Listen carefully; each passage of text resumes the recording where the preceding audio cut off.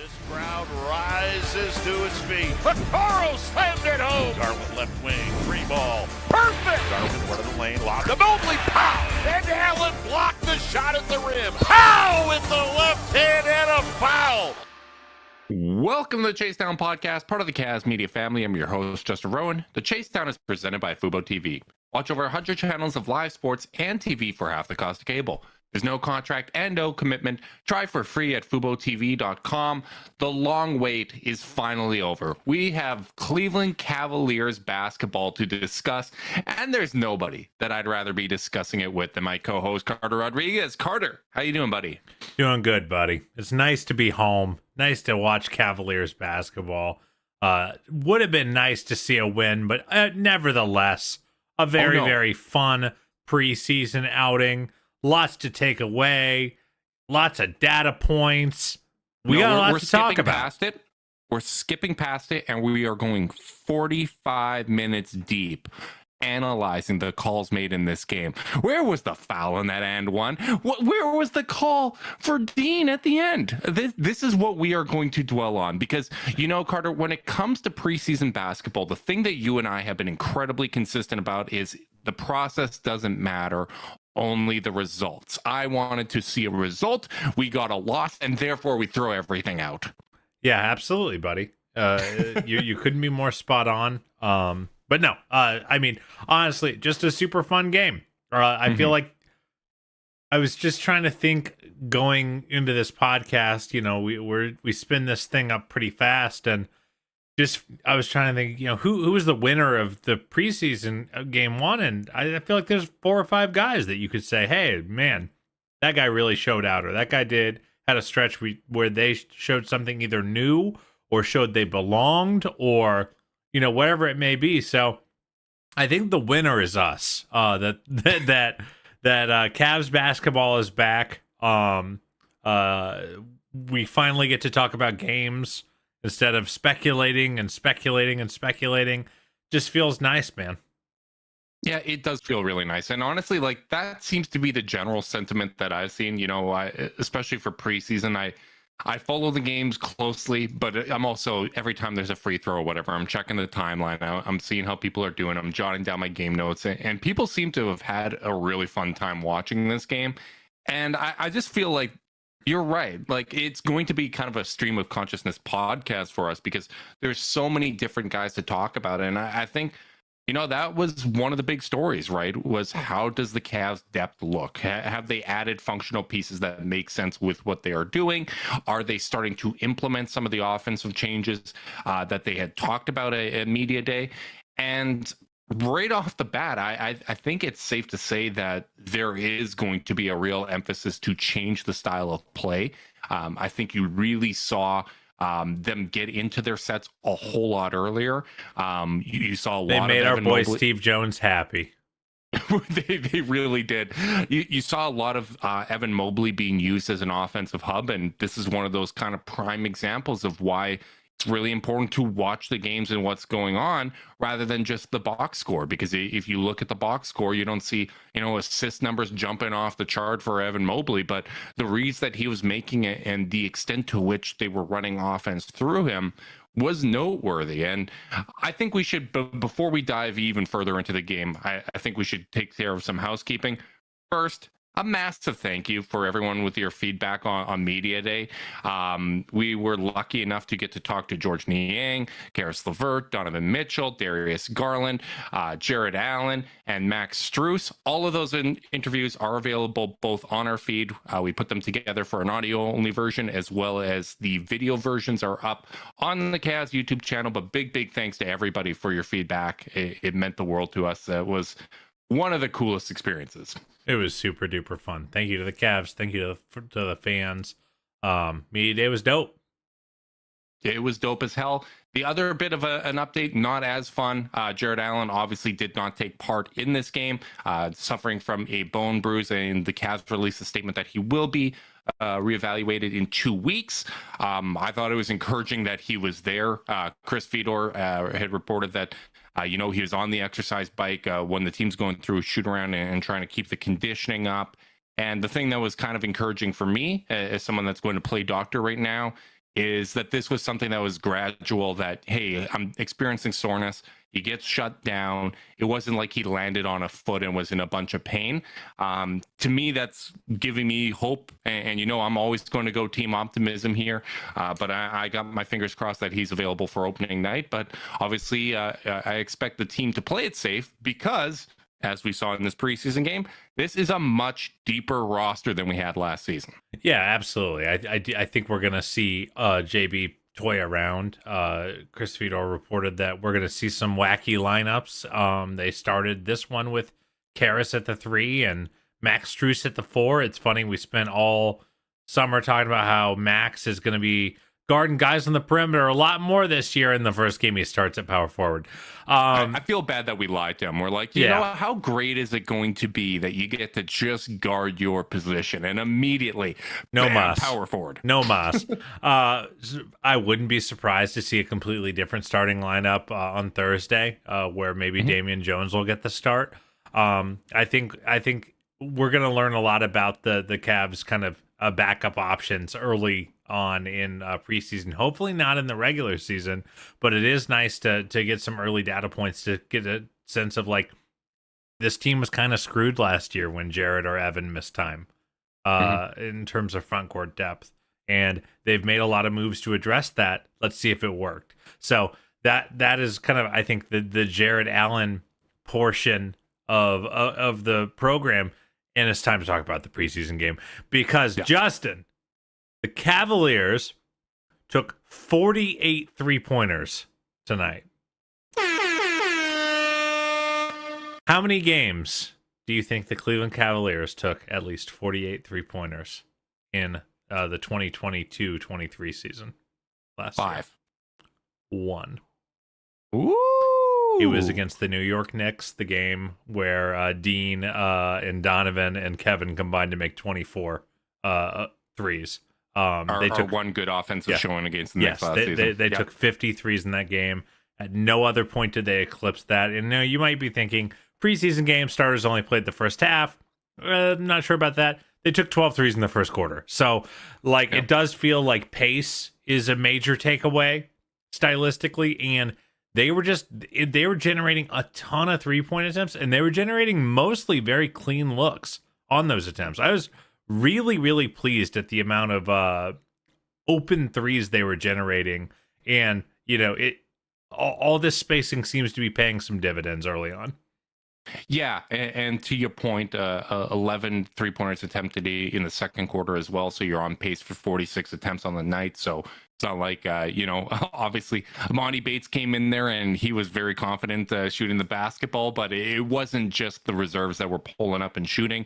I thought, if you're going to experiment with the small ball lineup, the Hawks matchup was one that makes a lot of sense because, they're a team that starts 2 guards. You had Jalen Johnson playing as the power forward in this lineup, similar height to Caris LeVert. So if there was going to be one where you go smaller, it makes sense that it's Atlanta. Now you go up against Orlando, Paolo Banchero playing at the 4, Wendell Carter. They're just a massive team. I think we can make an educated guess that Damian Jones is going to start in that game, and you'll see a more normal rotation from the Cavs. But you're right. The pace was up. The quality of the looks that they were taking was really, really impressive to me. I like that everybody that got the defensive rebound seemed to be pushing the pace, and they got into those sets quicker in the half court. Just like we usually see an off-season point of emphasis when it comes to officials for like the first week of the season. It makes sense that we're seeing this from the Cavs, and I think, we're not really going to get a sense of how much all of this sticks until we're maybe a quarter of the way through the season where, all right, some things aren't going our way. Are we going to fall into some of our old habits? Are we going to, slow things down if the shots aren't falling? But I like that they stuck with it. I thought the process was really sound tonight. Missed jumpers in the first game of preseason was something we saw with both teams. That is very, very par for the course because usually these guys are still trying to get into game shape. So I'm not surprised that there were a fair amount of misses, but I liked the looks that they were getting, and I liked how they were getting into those looks as well. Yeah, absolutely. just really encouraged. I feel like the offense. I wasn't a guy who wanted a wholesale change up of the offense. I just wanted them to take the shots that were there when they were there. I wanted them to see how this offense functioned with better shooting personnel around them. And, I think that's mostly what we saw tonight. I don't think we saw a crazy departure. There was still a lot. They're not reinventing the wheel, right? Like it's getting into what was already successful quicker. And also, I think just, really emphasizing using Evan Mobley more as an offensive hub. That was one of the bigger changes that I noticed. And when it comes to Evan Mobley, I think we need to get into him right away because he was one of the guys that really jumped off the screen, especially in that first half. I was just really impressed with how deliberate he was with everything that he did. Like when he caught the ball, he was making an assessment of what was there with the defense, whether he was attacking the basket, whether he was, taking a jump shot, the processing speed for what the defense was giving him and making the right reads, I thought was really, really spectacular. I was really impressed with, he wasn't kind of taking baby steps into his first preseason game where, Donovan and Darius, you could tell, they've been around for a while and they're taking their time with some of the possessions or maybe, going. It was like they were going 70% on offense and 100% on defense when it came to effort. But Evan Mobley was certainly one of the more assertive players out there tonight. Yeah, I mean, 10 and 9 in 16 minutes. Some really elite plays defensively, really showing that ability as a connector. Just kind of looked in control as that offensive hub. It remains to be seen what level of leap he's gonna take on offense, but like if tonight was any indication, I thought it was a good one, which says something when he went 3 of 6 and whatever. But 4 of 5 from the line was nice to see. A lot of these starters robbed each other of assists tonight. I must say, with some of these poor shooting numbers, because a lot of wide open threes were being generated. And you know what? Some of them deserve to lose assists because there were a few times where I was flat out upset that they didn't take the easy open shot in. They made the extra pass for even a cleaner look, but there was one time I remember it went to Donovan at the top of the 3-point arc. It got packed. Yeah, he passed. Strus passed up an open look in the corner for Donovan, who should have taken the wide open 3. But you know what? Those are the type of mistakes that I like to see, overpassing. The ball just had a lot of movement to it. I thought as you went from the starting lineup to some of the secondary lineups, we saw a bit more where the ball would stick on one side of the court, not really rotating. I'm sure some of that, was a product of not having any of those primary initiators because you got Garland, you got Mitchell, you got Mobley. They're going to be generating the bulk of the offense this season. And when you go to a lineup that's Jerome, Isaac Okoro, Caris, LeVert, George Niang, and Damian Jones, you don't really have, you got secondary playmakers out there, but you're really asking Caris to do the majority of the initiating in those lineups. Yeah, absolutely. So I think you're spot on with that assessment in terms of I just don't think the Cavs are going to play a lot of minutes without Darius or Donovan out there in most games that are competitive while those guys are healthy. So a lot to be seen there. I did want to talk real quick. I know we got to dive into the new additions, and we can certainly do so. But Darius had a really rough game, 1 of 10 from the field, 0 of 5 from 3. Love the way he was playing, though. Yep. Pulling deep from 3. I think one alternate benefit of all the extra spacers is I think Darius is going to get more open threes off ball as a result. When the team had no spacers, you could just kind of say, hey, go guard Darius, don't ever leave him. And we'll help with the other guys. Yeah, I don't think that teams are going to be able to do that as easily this year, and I think it kind of showed in the shot diet for Darius. Loved him getting 5 threes up in 16 minutes. That's the kind of thing you want to see. I thought he was more than assertive enough. The shots just weren't going in tonight, but yeah, really liked what I saw from him. Anything you want to add on Darius before we talk about our newbies? No, I was really happy, with him, taking those 3-pointers. I don't think he won't necessarily wants to sacrifice his body going to the rim. He did get dinged up on that one play, but, ran back on defense, quickly talked to Steve Spiro, and he was jumping around and dancing on at the bench in the second half. So I'm not too worried there. Like I said, I think it was tired legs. I thought one thing before we get to the new guys as well, I just want to talk about the defensive effort that we saw in the first half. I thought they were really on a string. The help side defense was really, really impressive throughout that first half, especially without playing with, the backline help of Jarrett Allen. You had Max Strus jumping in to break up passes. You had Donovan Mitchell being active and jumping into those passing lanes. Darius, I don't think he got the chase down block, but he attempted the chase down block. He got the credit from Austin. That's really what matters in the end, isn't it? Yeah, you know what? We've seen blocks get assigned when they don't necessarily need to be. So maybe, some Memphis scorekeeping could help Darius there. But Austin can be the authoritative voice when it comes to whether or not it's a block. Buddy. But I thought his defense individually on DeJounte Murray was really good too, right? Like that was one of kind of the off-season points of emphasis and things that we're looking out for is how does he do as that point of attack defender against a dynamic guard like a DeJounte Murray. So for him to be disruptive there, I thought was impressive. Max did a very good job. I felt defensively, holding his own, moving his feet well and contesting. And you know what? I know he wasn't one of the starters, but our boy George Niang, I thought his defensive effort was pretty good as well. And I saw this as a sentiment among quite a few Cavs fans and in our Discord as well of just, oh yeah, I kind of just like assumed that he's like a Kevin Love kind of defender where, the moving his feet part of his career is maybe a little further behind him. No, he's still going to compete on the defensive end. So did a nice job when Trey ISO'd on him at one point in the second quarter.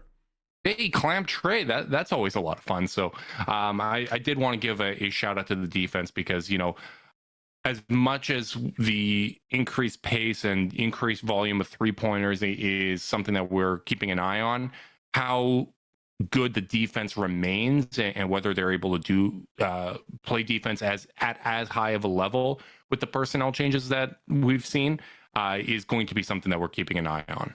Yeah, absolutely. And it was interesting to kind of see where Niang's shots come from. Because he's not a sprint around the perimeter 3-point shooter. It was just a lot of little subtle relocates, and he gets the ball up pretty darn quick.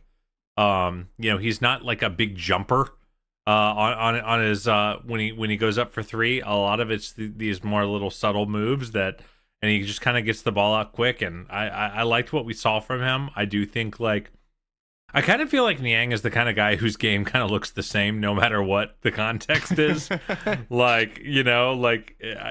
Whether he's playing out there with Sharif Cooper or he's playing out there with Darius Garland, I feel like he's going to kind of play the same way. And I feel like it's going to something Cavs fans would be wise to keep an eye on with Niang is how many times this upcoming season that his man doesn't come help. And the Cavs are getting open looks because no one rotated off of him. I think those are going to be the more interesting things because I don't think he's going to be a guy who could scores 20 a lot for us. Like Strus, I think is going to go ballistic some nights.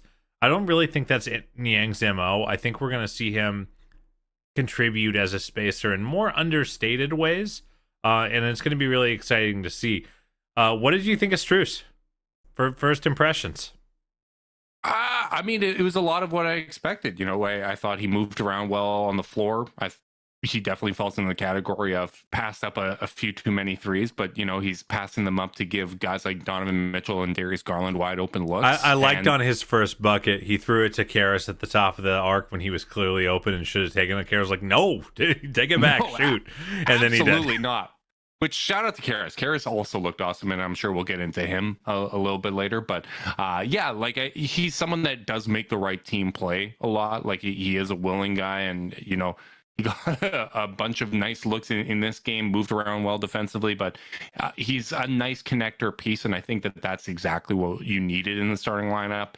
And that I'm really excited to see what the trickle down effect of him being in the starting lineup is, right? Like One of the things I tweeted out in the game was Caris's handle seemed a lot tighter to me, but I'm also going back and forth in my head of, okay, is his handle tighter, or does he have more space to operate it, and therefore not playing in a phone booth is allowing him to get to the basket at will? He had nice finishes there and made some good passing reads. Like, I definitely think, Caris looks like he's in fantastic shape. The 3-point attempts, I thought, look good. He's able to generate those type of looks. Some of those points of emphasis that he mentioned to us on media day, but I just thought moving around with the ball, there wasn't as much of, kind of the yo-yo of, oh, here's kind of a wayward dribble that he's corralling and trying to, regain his balance, and all of a sudden he's doing some wild pivot to a mid-range jumper. There wasn't really any of that, and I think you can attribute that probably to the work he's put in the offseason, but also the improved spacing around him. Yeah, thought Caris really gave great minutes as well. Moving on to some other of the new guys. Early returns on Ty Jerome and Damian Jones. I'll go dealer's choice. You talk about who you want to talk about first. Damian Jones is really big. A large man. Like, I know we like to dive into the numbers and whatnot, but that is a big, big, big man. And, there's a few times that you could see, like, he's not as coordinated as Evan Mobley or Jarrett Allen. I think sometimes we take for granted just how coordinated and how good their touch is on the catch, on rebounds, and just overall, because we're so used to having kind of skilled size when we do have size on the court. He's not at that level necessarily, but he is someone that moves his feet pretty well, I think. There were definitely a few times where he changed shots, he blocked shots, and it's just, I feel a lot better about having him out there on the court than I have with basically any of the reserve bigs in the Evan Mobley and Jarrett Allen era. Yeah, I mean, I don't want to like go out nuts and be like, oh, I was crazy impressed, because like there was some stuff that you saw, like the free throw misses were all pretty bad, and there were a couple times where he kind of got caught up in space. But like, I do think basketball fans just forget the value of being tall and a good jumper. And he is a tall, big dude that can jump pretty well. He's got pretty good length, and I think he protected the rim pretty well when he was in position. I thought he, on some plays where he caught the ball in deep position, was just able to, like, a little baby jump hook to put it in, or just lay it in. Like, some of those things just are easier when you're 6'11", 7 feet instead of 6'8", like a lot of the Cavs kind of backups have been over the years in that space. So I really thought he gave them good minutes. He splits his free throws. All of a sudden, he's putting up about the same numbers Evan did. Obviously not. Start the controversy now, Carter. Is Evan Mobley about to get Wally pipped by Damian Jones? But no, I thought the minutes were good there, and I certainly think he's a guy who, if he starts a few spot games for them, I'm going to feel better about it than I did last year, which is like a meaningful improvement. We've talked about this. I saw some folks online kind of saying, man, I wish we'd gotten someone a little more proven to play backup 5. And the one thing I'll continue to remind people is minutes up remain a zero-sum game. And if you're the Cleveland Cavaliers, you really want 48 minutes of Evan Mobley and Jarrett Allen at the 5 when things are ideal. It's really hard to go get like an Isaiah Hartenstein level player with that level of pedigree to come play and be like, play on your team and be like, hey, buddy, if all things go great for us, you're not getting out there.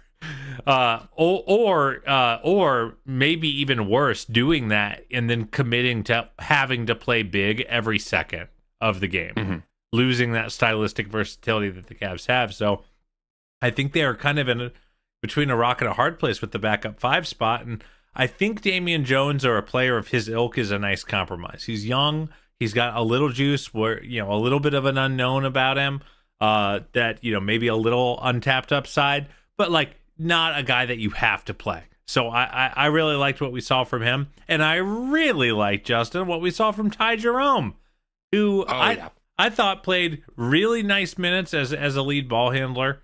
3 assists, 3 boards, scored 9 points. Got several bogus fouls, in early in that game that made his 4 defensive fouls in like his first 5 minutes or something like that. Like it was summer league officiating at that point. it was pretty outrageous. But I thought he gave them good minutes, and like it does, he didn't play a ton in the second half. It does seem like he has that backup point guard spot locked down pretty hard while Ricky Rubio is away from the team. And JB said during practice media availability, like, hey, it's going to be hard to keep this guy off the floor. And I think I really liked what we saw from him, and I'm excited to see more. Yeah, he's another guy that competes on the defensive end. You don't see him make a lot of stupid mistakes or bad turnovers or anything like that. He just seems to have a good command for the offense, and guys know where he's going to be, and he knows where guys are going to be. And I think you're right. Sometimes like we set the bar a little too high for every single player in the rotation, and in a perfect world, you'd have a backup point guard that has more experience, that's played full 82 game seasons in a consistent role. But given the makeup of this team, it is a unique roster, and I feel like Ty Jerome's the type of guy that's going to be ready, and he's going to be available on nights that you need him. And if it's a weird matchup where you want to have more wings and perimeter guys playing, I think that it's fine to not go to him. But I agree with JB Bickerstaff's assessment. I think it is going to be a little hard to keep him off the court at times, and he's someone that you feel confident when he's out there. And the having guys that you can go to if the situation calls for it in Damian Jones and Ty Jerome is not something that they had last season, right? Like I think that he is a clear step up, the kind of support they're getting from those backup positions. It's impressing me, just like the support we get from Zoom. Support for this podcast and the following message comes from Zoom. 500,000 businesses connect using Zoom, a single platform for phone, chat, workspaces, events, apps, and video. Zoom enables real-time collaboration for teams around the globe. Zoom, how the world connects. Justin, clear out. We've gotten through the housekeeping. It's Isaac Okoro time. Once again. Oh my goodness. Woo. He was awesome. Brother, I'll let you go first. My gosh. Well, I mean, I remember, and here, this is one of the few times we get to do this because we're very rarely in town. But when we went to practice, after media day, after the first practice, and they were doing their shoot around, George Niang, he's doing his little shooting from the corner. He's doing his shooting drills. And then we took note of Isaac Okoro on the other side of the court, shooting above the break threes. And we're like, oh, wow, that release is quicker. Oh, wow, he's making literally everything. Like, even in comparison to a guy like George Niang, he was dropping all of those threes. And, I was just really impressed with, just like with Evan Mobley, how I feel like he was reading what the defense was doing and reacting quicker. I was impressed with how decisive Isaac was, right? Like when the ball gets to him on the weak side, he's attacking the closeout immediately. He's finding guys. His head is up when he's driving to the basket. He's finishing well through contact. He's getting out in transition, and guys are finding him. It was a lot of what we hope to see, which is, taking advantage of the increased pace, taking advantage of the increased ball movement, where when that ball gets to you on the weak side, and you're attacking and destabilized defense, that's the type of situation that should help Isaac Okoro. So in terms of kind of proof of concept and what we hope to see from him coming in off the bench, this is the type of role and this is the type of impact that you want to see him have. Obviously, he's not going to be the leading scorer every night, but the types of looks that he was getting and how assertive he was with those looks, I think was definitely noteworthy. Absolutely, buddy. I'm trying to find his locations. How many above the break threes do you think Isaac took last year in the regular season? Oh man. You know what? Let's take it the podcast. I'm gonna do 10. He took 20. Okay. 20 all season. So that's one every, 3.5 games. He took 3 tonight. I was going to say, he definitely took 3 tonight, including one off the dribble that he cashed. And so, the fact that he's taking those threes, I think, is very encouraging. I think there's just a difference between a pure corner, a guy you only have to guard in the corner. He's only ever going to shoot him in the corner, and someone who's willing to take him on the wing, above the break, etc. So I thought that was really, really exciting. And then, again, just we've talked a lot about him. He's kind of been our sneaky offensive boon from the extra spacing on the floor, in terms of his ability to attack with a better spaced floor and not having to just be the off-ball spacer. And I thought he really showed a lot there. I mean, he attacked really well in transition like he always does. He drew fouls really well like he always does. But I thought the playmaking was really nice. He had 3 assists and 3 real earned assists, making nice passes. And again, the 3-point game was on. So it's hard to not be geeked about 19 points on 8 shot attempts for Isaac. It's not as though he hasn't had great preseason games before, but it's exactly what you want to see. Like, for a guy who's, I feel like his role has never been in more jeopardy within the Cavaliers. Like, I mean, he's been the starting 3, in fits and starts, sure, over the last year, but like, he's been a guy who has been a high minutes player for this Cavaliers team pretty much since he's been in the league. And this is the first year where you could see a road where it's like, hey, you might struggle to get on the floor in this matchup, buddy. So the fact that he kind of comes out with the first game of the season leading the team in scoring in the first preseason game, it's an encouraging start. It is an encouraging start, and I remember when we were talking about watching him shoot around, like the fact that he was getting reps taking shots above the break felt significant, because so often as the third best shooter in the starting lineup, he's forced to be in the corner a lot of those looks. And even when he was out there in those bench minutes, there were times where Sam Merrill was parked in the corner and he's up there kind of at that 45-degree angle, right, on the wing. And it just indicates to me they're planning on using him differently. And it seems like he's kind of embracing that, hey, I'm going to need to make the most of these opportunities. Didn't hear a lot of quotes from him on media day, but one of the ones I heard was him saying, I'm really making an effort to be a two-way impact player. Like, I feel like my offense is ready to take a big step forward. And I mean, how many times did we say all season?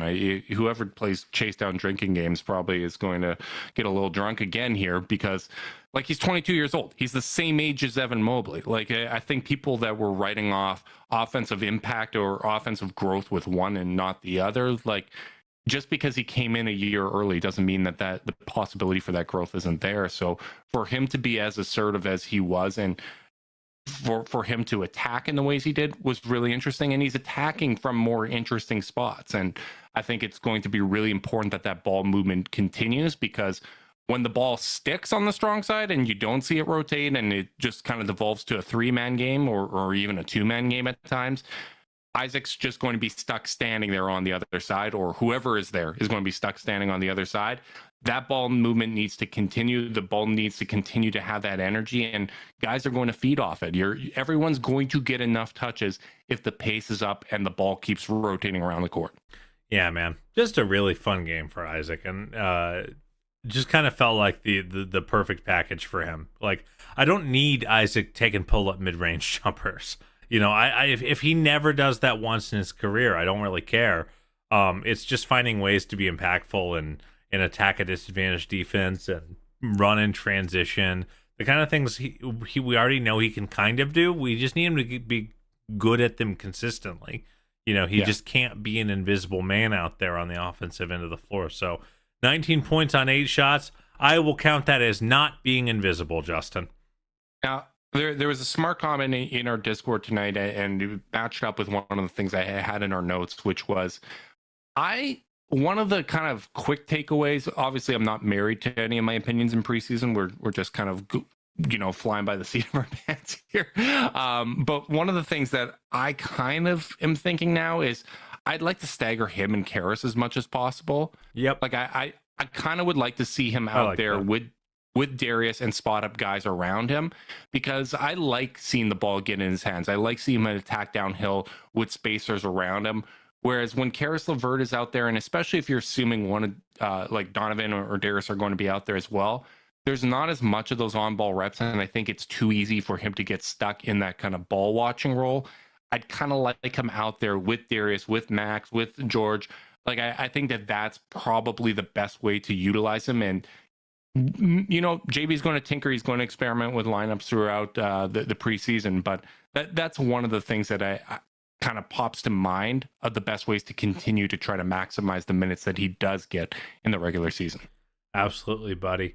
Shall we move on to your boy, Emoni Bates, who I thought gave him good minutes.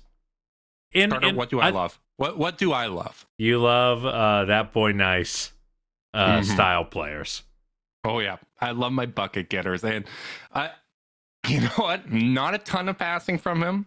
He gave up the ball off a Tristan screen and relocated for his first three. If I'm remembering that play correctly, sorry, I don't have the LeBron photographic memory. Usually do my second watches.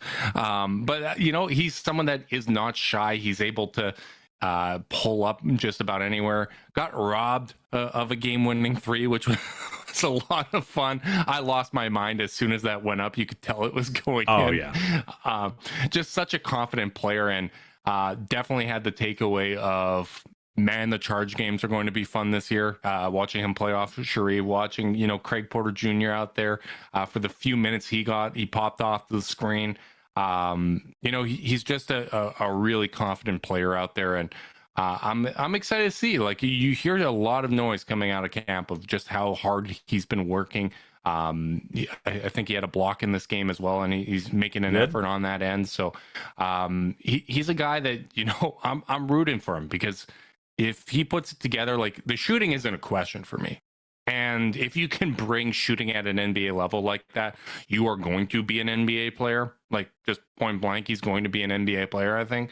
It's just about him getting the most opportunities possible early in his career. I think, playing with the Charge is going to give him the most minutes possible. But I can see him carving out a role with this team at some point. Yeah, I really liked the way he played. I didn't mind the lack of passing. I thought almost every shot he took was a pretty good one. Really, it wasn't like the first summer league game where it's like, oh my god, he's shooting everything. Yeah, I thought when the shot was there, he took it. When it wasn't there, he moved it on. I thought that in 2 of 5 from 3, he just had a foot on the line on one of those. That was a long 2, really, so very easily could have been 3 of 6. 10 points, 2 boards. Again, you see the kind of the athletic limitations, when he made that baseline cut, and most guys his size with that much runway are yamming it. He had to put some English on a reverse. Now, credit to him, he made the shot, which, like, you get points for that, both in my book and on the NBA floor.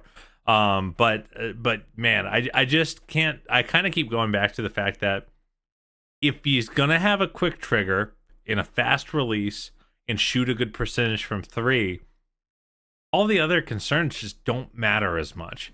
The road to an NBA career gets a lot clearer for him. He doesn't have to be he can't be a tire fire defender, but you can probably be a below average defender if you're shooting 40% from 3 on 8 or 9 attempts per 36. Which he seems more than comfortable getting up. So it'll be interesting to see kind of how this season develops for him. I don't know, I think things will have to have gone kind of wrong from a health perspective if he's getting out there in rotation minutes for them this year, but I can't help but be really pleased with what I've seen. I mean, the funny thing about the depth that the Cavs have right now is, like, your mind goes, man, maybe there's like a consolidation trade down the road at some point that happens that opens up minutes for Emoni Bates. But I mean, obviously the regular season is going to test how much of the depth is real, and injuries pile up, and guys are going to get opportunities. So definitely, I can see him getting some minutes on the 2-way contract, whether guys are getting rest, and hey, let's reward him for his hard work with the Charge or whatever the case may be. But you're right, man. Like, I think the ability to shoot that well at that height, he's got the long arms. Like, he's going to find a role in the NBA at some point, and it's just going to be, it's going to be another development story for the Cavs of, okay, how can they get him as prepared as possible to hit the ground running whenever that opportunity does come, and can they continue to maintain the buy-in? JB talked about how he wants to have him spend as many minutes with the big club as possible when it comes to practicing and being around these guys, because they're all such positive influences, and they've want to reward all the hard work that he's been putting in. So it's hard not to root for a guy like that. Not just because, like, if he pans out, that's almost like an ideal fit of 6'10" wing that can shoot the lights out. Like, that aspect is obvious, but just whenever you hear stories about a guy, that's had some setbacks, that's overcome a lot, that's putting in the work, like, you want to root for a guy like that. Especially when he gets buckets. Absolutely, buddy. Yeah, and the buckets certainly don't hurt. Any remaining stray observations you got? I think we should probably mention Dean Wade. Didn't get in until later in the game. You wonder if that's kind of portending what's going to happen with where he stands in the rotation right now versus JB just looking at other looks. Like, I think when Dean checks in on Thursday is going to be interesting to me. To see how, because where he checked in today, if that is kind of where he checks in, he's not very close to a rotation spot. We were talking about that ninth man right now being between Dean and Ty Jerome, and it was like, I don't know who's going to get it. Like, right now, like, if today were, the bellwether for the rest of the season, doesn't even look close. Seems like Ty's got that ninth spot. So I'm interested to see how, Dean's minutes come, because I thought he came out and looked a little rough at the beginning, got beat on a couple defensive assignments, clanked above the break three that did not look very clean. But then I thought he really cleaned it up quite a bit and gave them good minutes down the stretch on both ends of the floor. Hit a couple threes, including one with very, very little space in the corner. So what were your takeaways from Dean? Yeah, I like the quick trigger. I think your observation about where he came in the rotation is important. And, some of it might not even just be on him, right? Like, I think if Ty plays as well as we saw, and he's giving them steady minutes, and more importantly, if Okoro's playing as well as he is, it might just be hard to find those kind of power forward minutes for Dean Wade, because you are getting George Niang time. You got to get Okoro time. Max Strus is going to get time. Caris LeVert is going to get time. And then if you're playing three guards as well, you just run out of minutes, right? So I think that you're right to point out where he came in the rotation, but it was nice to see the quick trigger, especially that one in the corner with the defender closing out on him.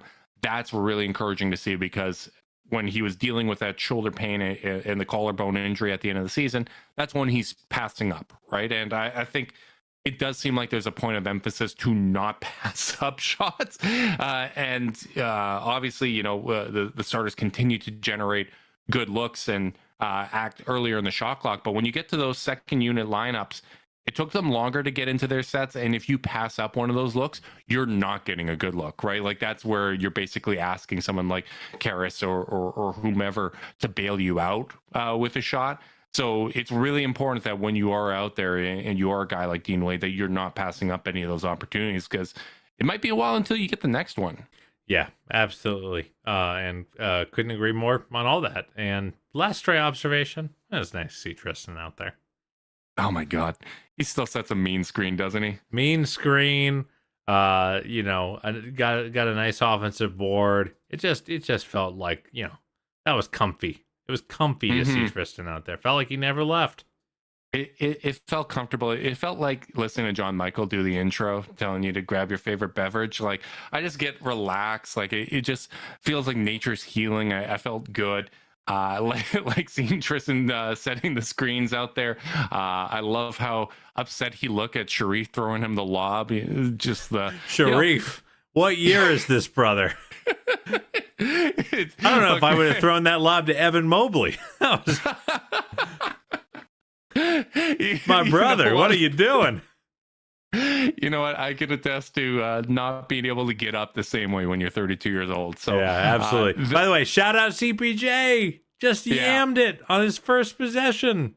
Craig Porter Jr. had some really nice ones. He also had the drive where he dished to Emoni who finished with the reverse layup. That was really, really nice. Yep. Touch around the rim, really nice finishing. And brief minutes from Craig Porter Jr. But hope we see him get more run on Thursday. I kind of, and by the way, I don't know if this is true. This is completely conjecture, so maybe I'm just wrong. Reckless speculation. Here we go. But I think it's kind of cool that the coaching staff gives Sharif his run. In Atlanta. I feel like that, one, in Atlanta, and two, like, this guy has put in a lot of toiled away on the charge. You know, that's not a glamorous job.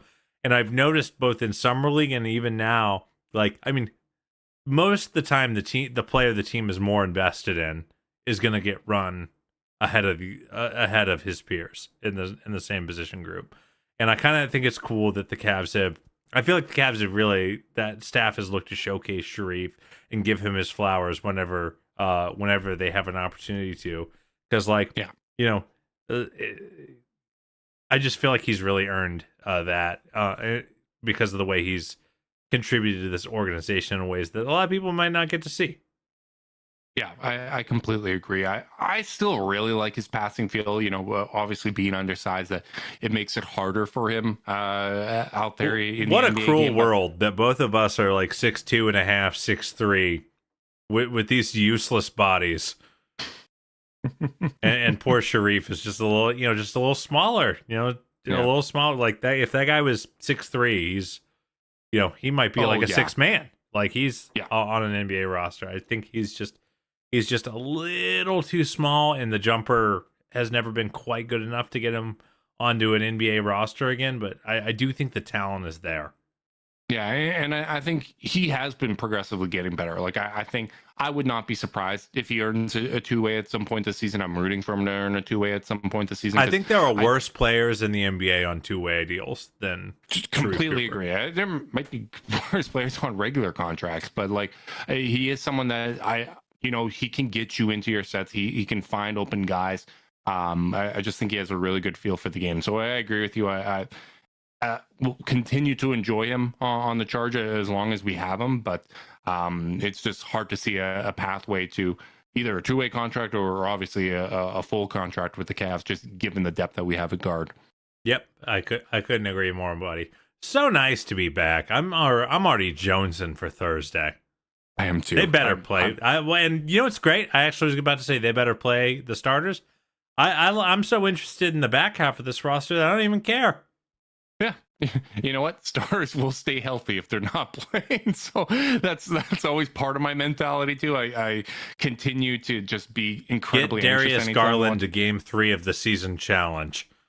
Yes, please. I think me not flying down for opening weekend is going to help, because I'm still going to take responsibility there. We're never going to invite you back if he plays if he plays all 82. No chance in hell. Yeah, we might just have to stick to doing media day instead. So, well, I guess we'll be back. Let's do live show prep. We'll be back Monday post game. I do not know how to pronounce the team that we're playing on Monday, but you know what? We're playing them, and we will do a post-game podcast. It's great to talk about Cavs basketball again. Big thanks to everyone that tuned in live on YouTube. I know that this is a little bit of a late one. Make sure you like and subscribe. Click notification bell so you know when we're going live. If you're listening via podcast and you want to support us, leave us a rating, leave a review, subscribe, unsubscribe, resubscribe, and help cook those books. If you want to be part of Chase Down's exclusive Discord chat, send a screenshot of the review to chasedownpod@gmail.com. However you choose to support us, we really do appreciate it. Make sure you guys are staying safe out there. Until next time, go Cavs.